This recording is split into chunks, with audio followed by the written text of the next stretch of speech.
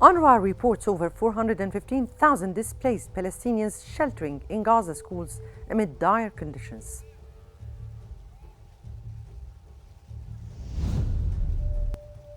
Hamas calls for an international committee to investigate Israel's use of banned weapons in northern Gaza.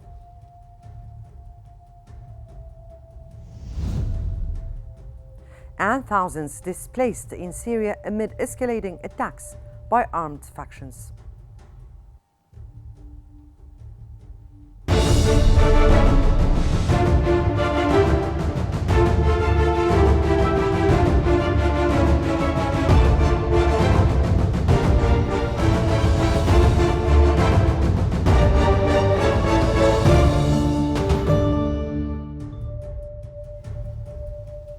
Good evening, and you're now watching Qnews. We begin tonight's bulletin with the latest developments in Gaza. UNRWA has reported that more than 415,000 displaced Palestinians are sheltering in Gaza schools, with hundreds of thousands facing worse conditions elsewhere.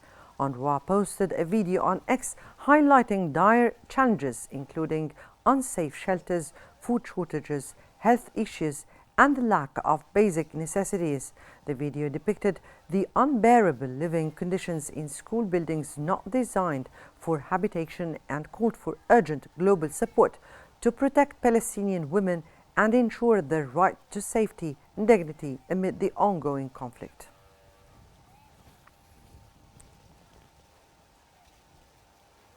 Gaza-based health authorities have announced that the death toll from the Israeli attacks on the Gaza Strip climbed to over 44,300 and over 105,100 wounded.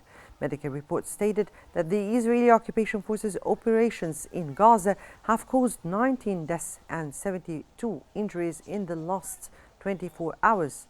This comes as the occupation forces attacked many places in the Gaza Strip from Friday night to Saturday, killing at least 32 civilians.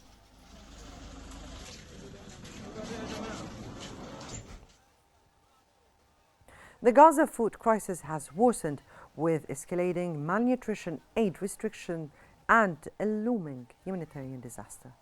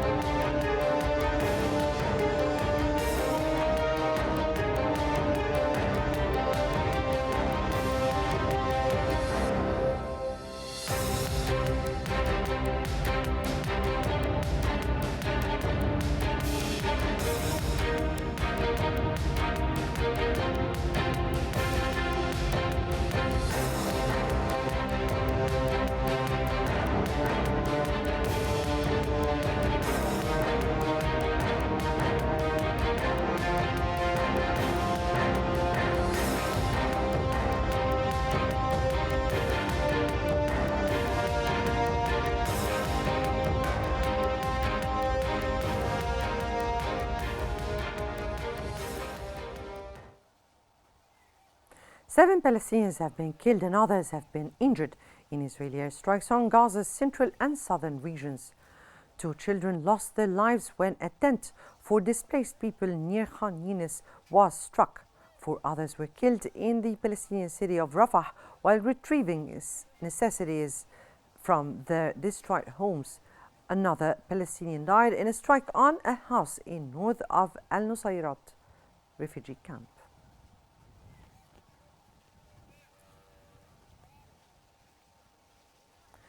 Israeli airstrikes on northern Gaza have targeted a residential building in Tel Zatar, killing at least 40 Palestinians, including women and children, and leaving many trapped under rubble. Over 100 fatalities were reported across Gaza in 24 hours, with multiple bombing destroying homes in Beit Lahia, Jabalia, and Khan Yunis. Civilians waiting for aid were also targeted, further highlighting the worsening humanitarian crisis amid limited rescue efforts and severe destruction.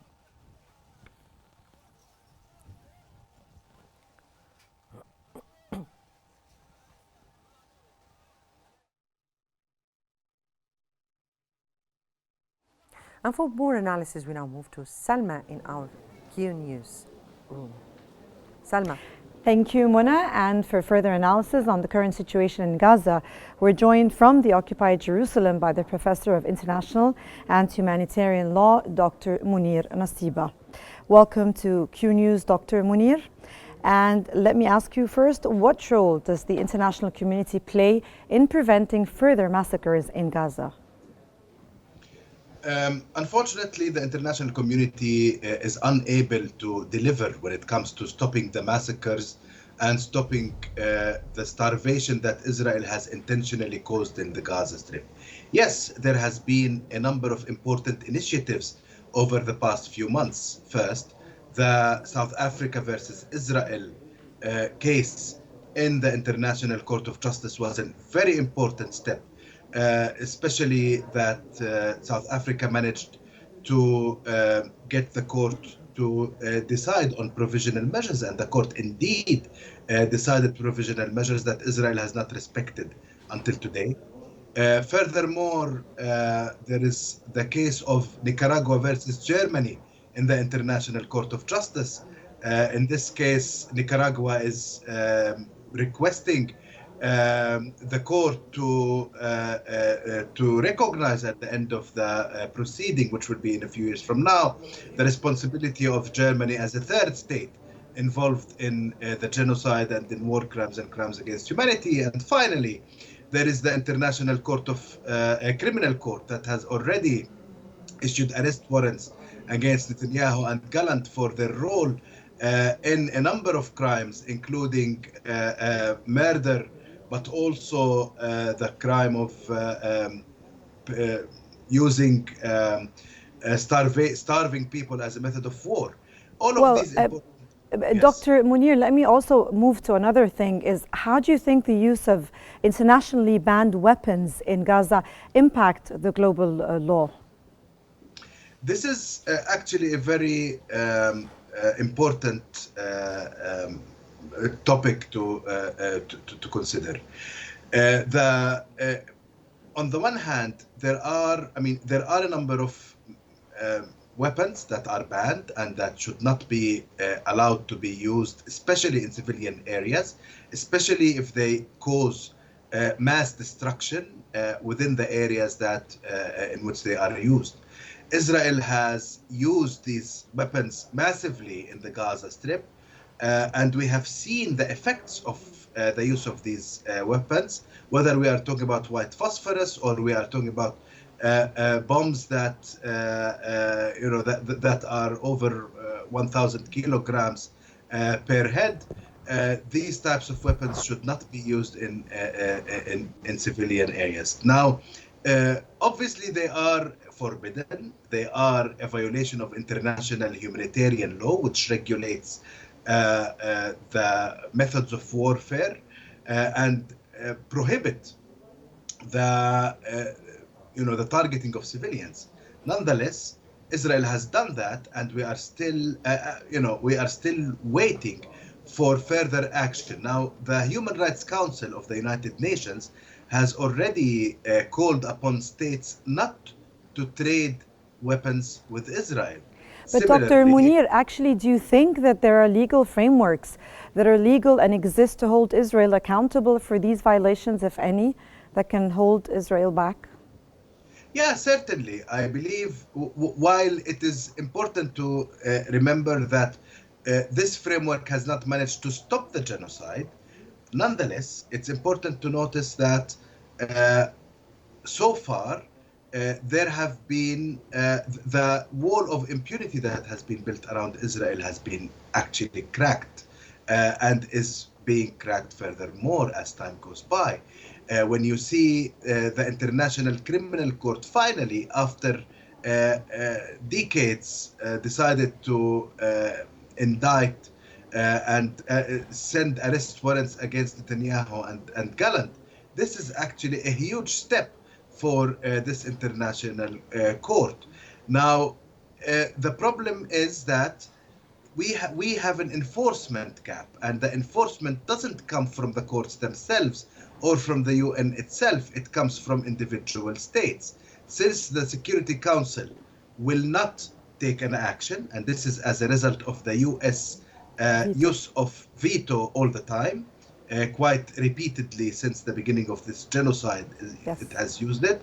So we have to stop hoping of any concrete action by the Security Council and focus on individual states. Each individual state has to sanction Israel immediately. But do you think that the political landscape shift within Israel in response to the criticism over Gaza? I don't think it has. I think, unfortunately, that the political landscape in Israel is going from right to further right to extreme right, and not going on the other side. They don't feel and they don't understand until today the size of damage that they have caused. The Israeli media, unfortunately, keeps telling the Israeli population that they are only victims, they deny all the crimes, or at least they justify them. And the public tends to believe what they want to believe. Unfortunately, until today, there hasn't been a shift. I think this shift will only happen when there are interests that start to be affected by the sanctions that might be and that have started actually to be applied by different states. But these sanctions need to be politically made and designed and implemented and enforced by each individual state, which means that there is a huge diplomatic work to be done. But do you think there are any, in your opinion, Dr. Munir, do you think what are the steps that can be taken to ensure the accountability for Israel's actions in Gaza under the international law? Well, the steps are already being taken. So, for example, the courts that I have mentioned and the cases that I have mentioned are already steps towards accountability. Now, further than this accountability, we need enforcement, because the accountability of Netanyahu for the crimes is already declared. And now if Netanyahu goes to any member state of the International Criminal Court, but also any non-member states who might want to arrest him for his crimes, he is now vulnerable for arrest and for prosecution in the International Criminal Court.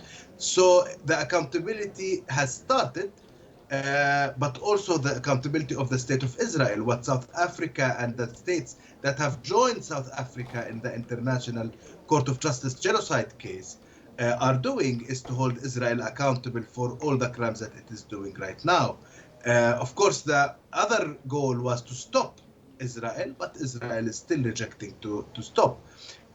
The main way to hold Israel accountable today and to force it to stop these crimes is through direct sanctions against the state, especially in the arms trade sector, but also through other trade and other bilateral relations that each and every individual state should actually enforce.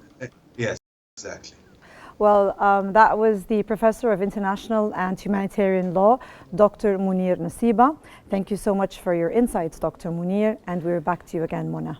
Thank you so much, Salma. And back to our bulletin. In Kuwait's Emir Mishal Al-Ahmed Al-Jaber Al-Sabah has announced support for Saudi efforts towards a two-state solution that came at the 45th Gulf Summit, where he praised Egypt and Qatar's role in Gaza ceasefire talks.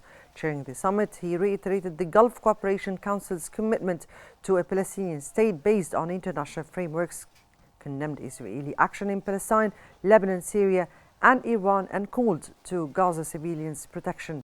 The summit addressed Gaza, Lebanon, Sudan, and Syrian crises.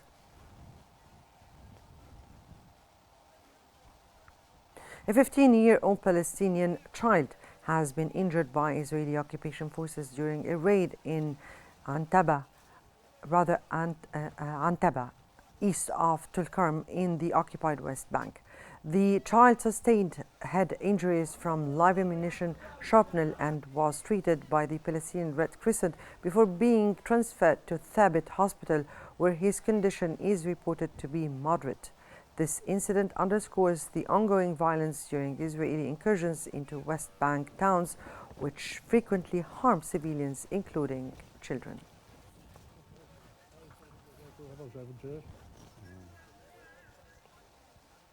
Save the Children non-governmental organization has announced that one of its staff members was killed in an Israeli airstrike on Khan Yunis, Gaza.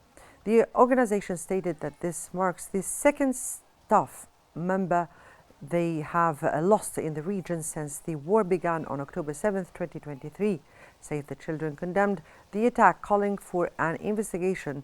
Israel, which denies targeting civilians, has yet to comment.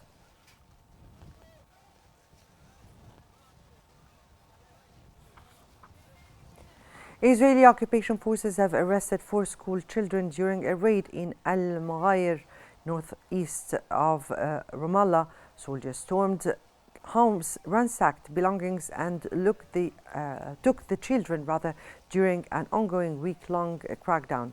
Earlier, the village had endured repeated raids, detentions, house demolitions, and military measures. Israeli occupation forces also seized a home for over 30 hours, turning it into a field interrogation center, further intensifying pressure on the community.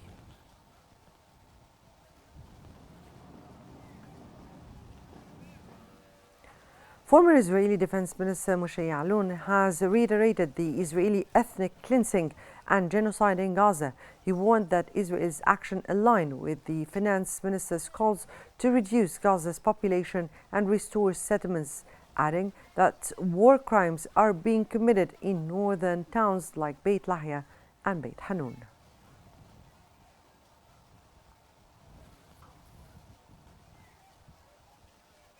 Hamas has called for an international committee to investigate Israel's use of internationally banned weapons in northern Gaza.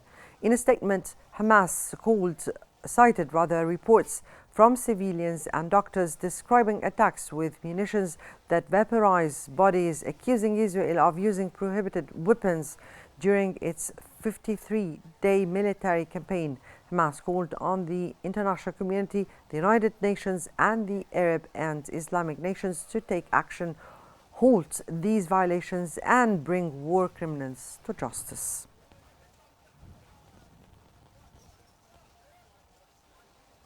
White House National Security Council spokesperson Chen Savet has stated that U.S. President Joe Biden is relentlessly pressuring Hamas to release detainees in Gaza.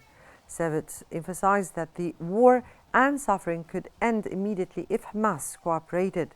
He reaffirmed Biden's commitment to securing the release of detainees through diplomacy, sanctions, and continuous efforts.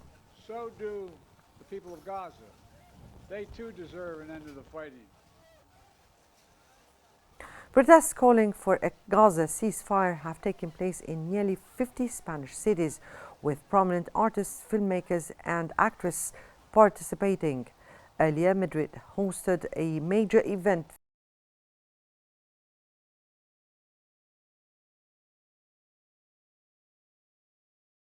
featuring 5 countries led by a Spanish initiative, issued a joint statement urging global action against war and supporting Palestinian rights. to statehood.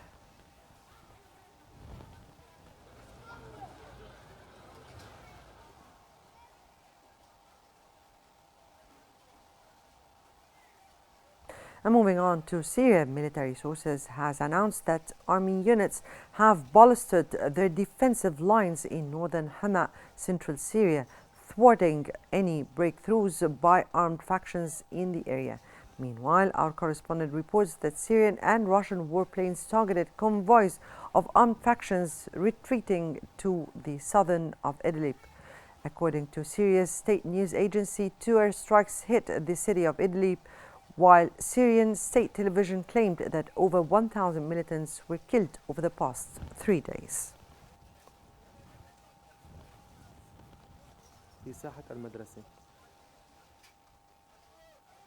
The Syrian Ministry of Defense has announced the deployment of additional reinforcement to northern Hama. In a statement, the ministry confirmed that these reinforcements include personnel, heavy equipment, and rocket launchers. It also noted that Syrian and Russian warplanes are intensifying airstrikes on militant movements, resulting in dozens of casualties and injuring among the factions. Syrian state television also reported that over 1,000 militants were killed during the past 3 days of operations.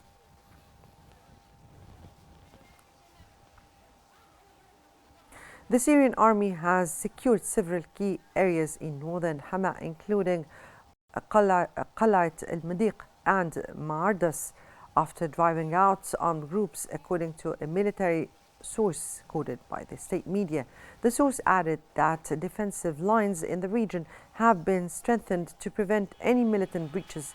Meanwhile, our correspondent reported that the withdrawal of armed factions from the town of Halfaya, north of Hama, coinciding with the continued arrival of reinforcements to Syrian army positions on the city's outskirts.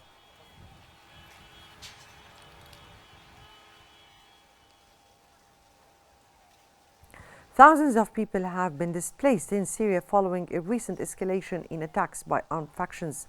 Families have fled Aleppo and the areas surrounding Idlib, seeking refuge at a camp set up for displaced individuals north of Idlib. The displacement follows recent assaults by army groups, coupled with counter airstrikes and shelling by the Syrian army. This surge in violence has triggered the largest wave of displacement in 6 years, with over 10,000 families believed to have fled their homes.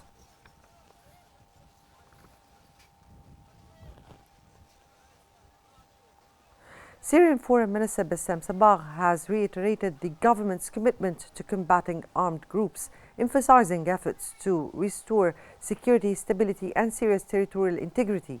He further stressed the state's commitment to preserving its sovereignty and unity.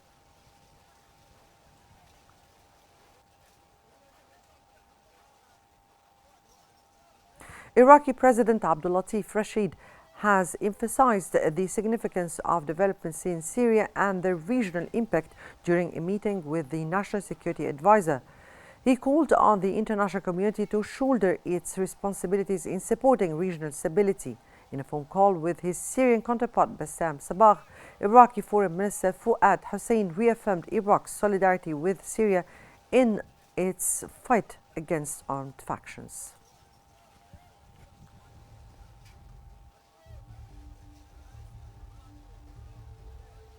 That brings us to the end of our news bulletin. Here is what we've been covering.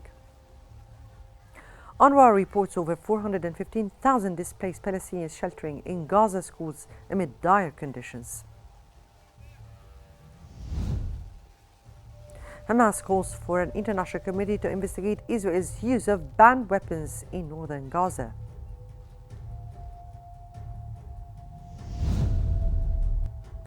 And thousands displaced in Syria amid escalating attacks by armed factions.